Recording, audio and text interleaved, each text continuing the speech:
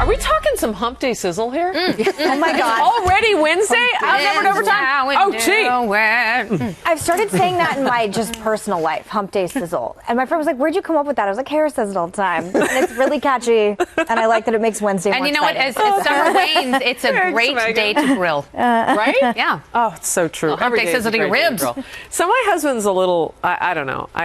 He loves fire.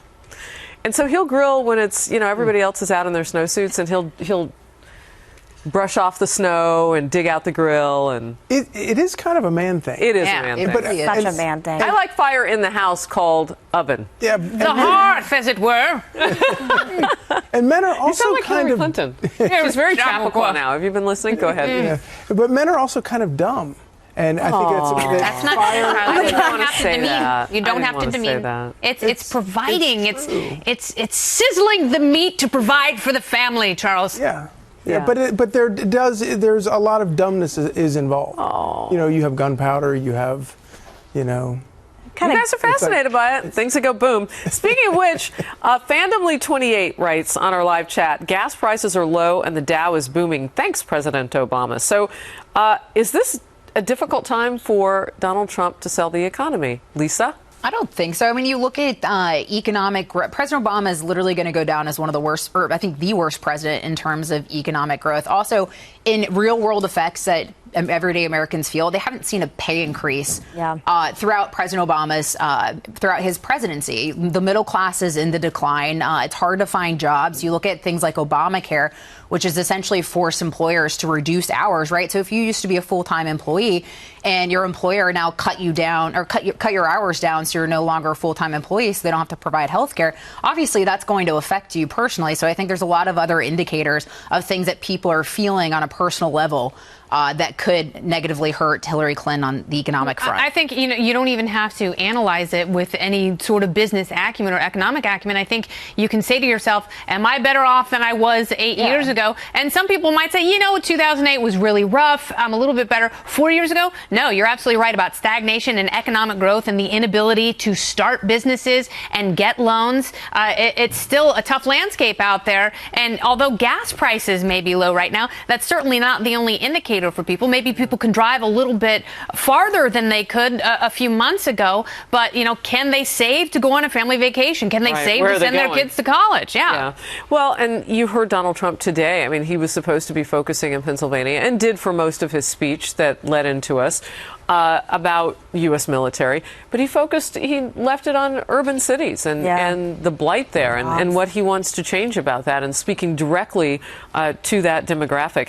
CPOM says, is lying to Congress a crime? Charlie Hurt? yes. Of course it is. You can, yeah. And I'm going to assume that has to do with what? Congress has, subpoena powers. Can put, and if you, they can detain you and, make you give testimony. But that whole thing, her argument that, oh well, no, I was truthful because the FBI I didn't get indicted. I mean, that was the harshest non-indictment that we've ever seen written about, delivered about anybody, especially about a politician who's running for president at the time. Can I just say something about that? Because I think you're absolutely right. And I think what Comey was trying to do was inflict as much damage to her reputation as possible. Because he's had a long-standing beef with the Clintons, and he has had an axe to grind for decades now. And I think he was very purposeful in that. And I have heard, and I don't know how substantial this is, but I've heard that he is so opposed to the idea of a Donald Trump presidency that he felt he couldn't in good conscience indict her, knowing that he would be handing the presidency. I also wondered too if the FBI didn't single-handedly want to be responsible with shaping the presidential election, because essentially if Hillary Clinton was indicted, or at least there was a recommendation of indictment, that would change the landscape of the election to such a degree where, essentially handling it over potentially to Donald Trump. So did the FBI want to be that decision maker? Maybe the man who's saying that she needs to soften her frozen heart kind of thought that he would be the person to step up, Joe Biden. Yeah.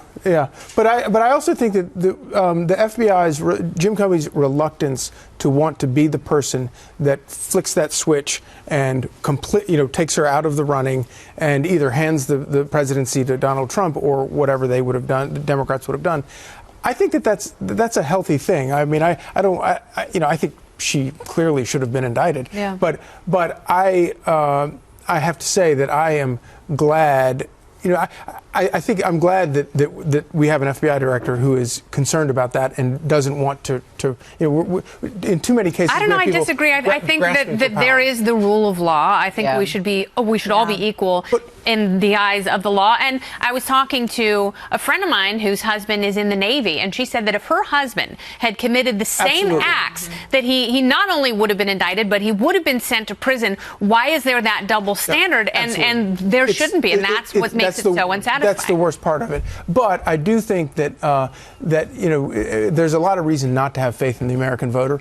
But I think it's always good when American voters get to make the decision. And if she had been indicted, they wouldn't have gotten to make that decision. So Kelly Moore disagrees. She says Lisa Comey did shape it by not indicting Clinton. Well, but yes, but I think that the FBI did not want to be the one to recommend that indictment and sort of single-handedly shaping the election. The way the Supreme Court did in 2000? I don't think that they will get credit for having done it well either way. Well, my concern is Comey had mentioned precedent, but now the lack of precedent in recommending an indictment against Hillary Clinton, but now he is setting precedent by not recommending an indictment. And my question is, what does that mean for future handling of classified information? I mean, the reality is this is a woman who said Chelsea Clinton can do whatever the hell she wants. But there's also... She's never going to go to jail. I'm sorry. I mean, you guys are making this real complicated. And you know what? You know how I like to talk to my friends and family that watch from Arizona. It's real simple. She broke the law. Her last name's Clinton. She was the nominee for the party. He covered for her, and now we have to deal with all this, and she'll probably do it again, and so much worse if she becomes I think president. He wasn't just covering Super for her. simple. I think he was covering for Loretta Lynch. Yeah, I agree. So Loretta I agree. Lynch didn't have to be the bearer Where of is bad she, by the way? tidings.